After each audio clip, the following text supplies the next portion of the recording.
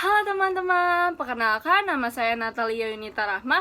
Saya sekarang sedang berkuliah di Politeknik Negeri Media Kreatif dan saya sekarang mengambil jurusan yaitu penerbitan. Saya di sini tuh mau ngapain sih? Jadi, saya akan menjelaskan jurnalistik investigasi. Jurnalistik investigasi itu apa sih? Jurnalistik investigasi adalah sebuah bentuk peliputan berita di mana para wartawan mencari secara mendalam informasi atau peristiwa yang mungkin membongkar korupsi, menelah kebijakan-kebijakan pemerintah atau perusahaan-perusahaan swasta, atau menyikap tren ekonomi, politik, dan budaya.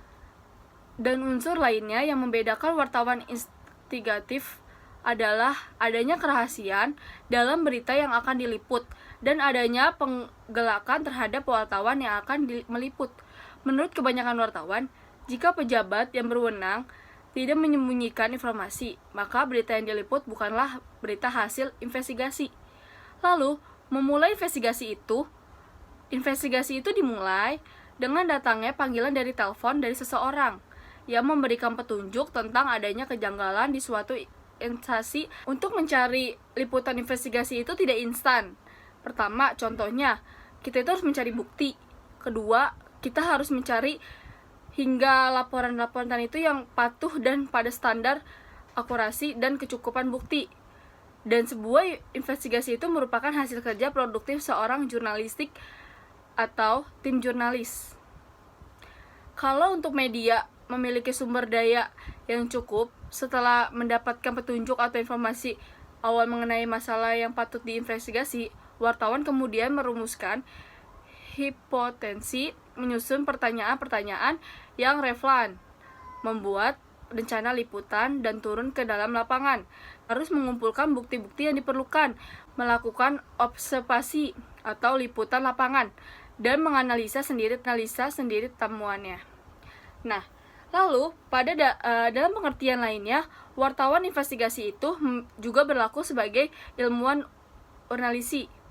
Investigasi juga adalah manajer pada proyek besar yang memakan waktu sangat lama, membutuhkan penyelidikan, terus harus mencari data dan faktanya itu harus benar-benar fakta, yaitu jadi kita benar-benar nggak liputannya itu nggak instan gitu loh, jadi mencari benar-benar data dan faktanya. Lalu mereka perlu bekerja sama dengan anggota tim dan para pakar yang taat mengikuti rencana liputan yang terbuat. Investigasi itu mempunyai 5 elemen. Yang pertama itu mengungkapkan kejahatan terhadap kepentingan publik atau tindakan yang merugikan orang lain. Kedua, skala dari kasus yang diungkap cenderung terjadi pada secara luas atau ada kaitannya atau benang merah. Ketiga, menjawab semua pertanyaan yang penting yang munculnya dan menetapkan persoalan dengan gamblang. 4. Mendudukan aktor yang terlibat secara lugas, didukung dengan bukti-bukti yang kuat. Lalu yang kelima, publik bisa memahami kompleksitas masalah yang dilaporkan dan bisa membuat keputusan atau perubahan berdasarkan laporan itu. Ada 3 elemen dalam pelaksanaan atau eksekusi investigasi. Yang pertama itu tahap pertama, mencari bukti dan mencari kesaksian.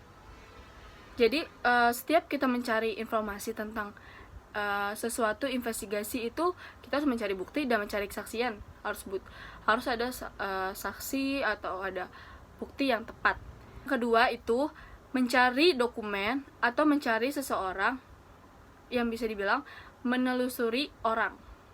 Lalu yang ketiga itu teknik, yaitu undercover, observasi, surveillance, dan imres. Jadi itu 3 tahap yang dalam pelaksanaan eksekusi investigasi. Lalu ada 5 unsur dalam strategi investigasi. Itu apa aja sih? Jadi yang pertama itu tahapannya itu harus jelas. Yang kedua, metodenya itu yang digunakan. Yang ketiga, teknik yang dipakai. Keempat, pemilihan sumber daya manusia. Lalu yang kelima itu logistik, atau bisa dibilang keuangan atau alat-alat dan lain-lainnya. Untuk unsur-unsur yang mempengaruhi minat penonton televisi atau pendengar radio, itu yang pertama, gambar atau suara itu menarik perhatian.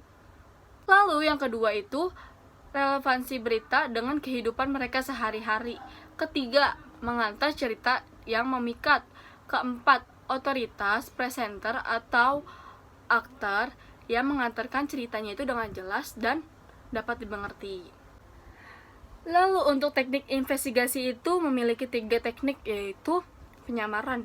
Biasanya itu kalau misalkan mencari informasi begitu, banyak orang yang kayak polisi atau wartawan itu menyamar kayak menjadi tukang bakso, terus kayak tukang sekutang gitu-gitu, yang kayak kayak polisi mau mencari informasi narkoba gitu kan suka mencari penyamarannya itu begitu. Itu ada observasi. Lalu yang ketiga ada mengecohkan. Ada 3 metode untuk mendapatkan bukti-bukti yang dibutuhkan, yakni material trial. Pertama adalah material trial.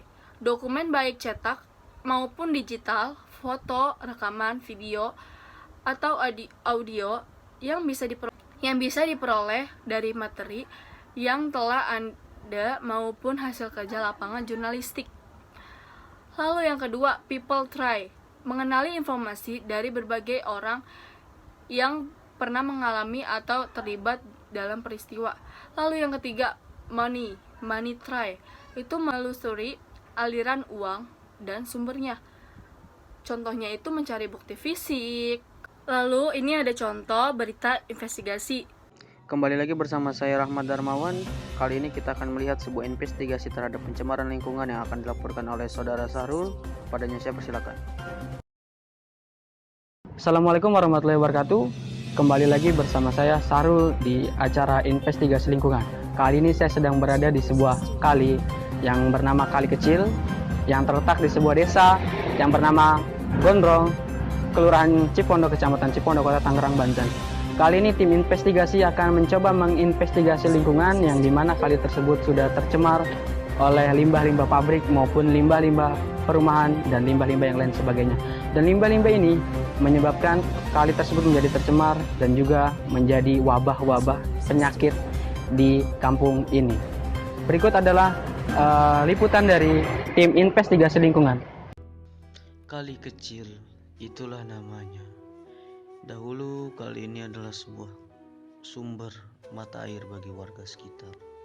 Warga menggunakan airnya untuk mandi, bertani, mencuci, dan yang lain sebagainya.